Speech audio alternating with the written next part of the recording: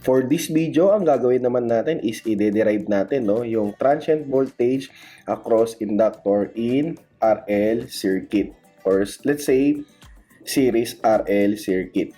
So kung hindi nyo pa napanood kung paano ko dinerive yung transient current, pakipanood na lang yung video na yun, kasi yung isang derived formula doon is gagamitin natin para dito sa part na ito.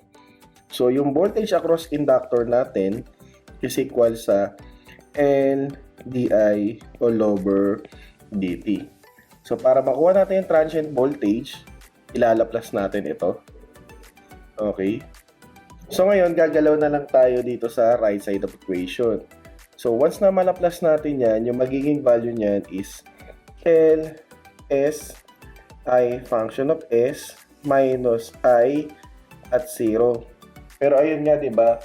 Yung assumption natin, walang store charge or walang store current, kaya ito ay 0.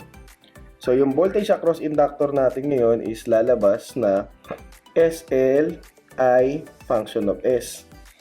So galing dun sa previous video, yung I function of S natin is equal sa B function of S all over S SL plus R. Okay? So ngayon, ilalagay na natin siya dito sa equation sa voltage sa inductor. So lalabas SL multiply by B function of S all over S multiply by SL plus R. Okay? So ano mangyayari ngayon? Makakancel yung S. So pag na-cancel yung S, yung formula na natin is L, ayan, VS all over SL plus R. Ngayon, ang gagawin natin is huhugutin naman natin palabas yung L, yung katulad na ginawa natin doon sa previous video. Kaya yung equation natin, magmumukha siyang L, B function of S, all over L, so multiply by S plus R all over L. So, ano mangyayari sa L ngayon? Cancel. So ngayon, yung voltage across inductor na natin, ang formula na natin is Vs all over S plus R all over L. So ngayon, hugutin natin itong Vs. So Vs multiply by, okay, so S plus R all over L.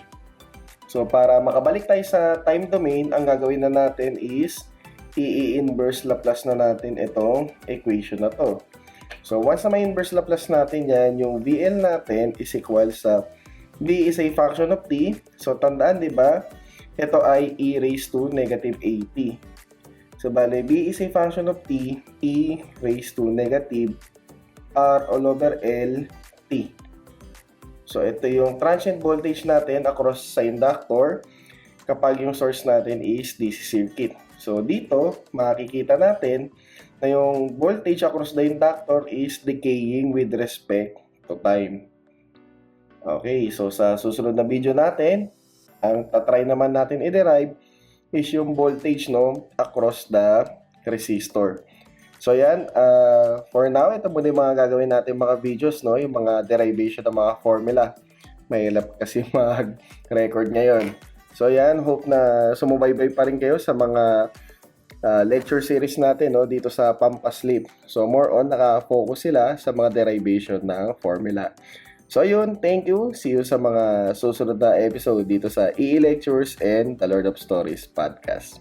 Bye!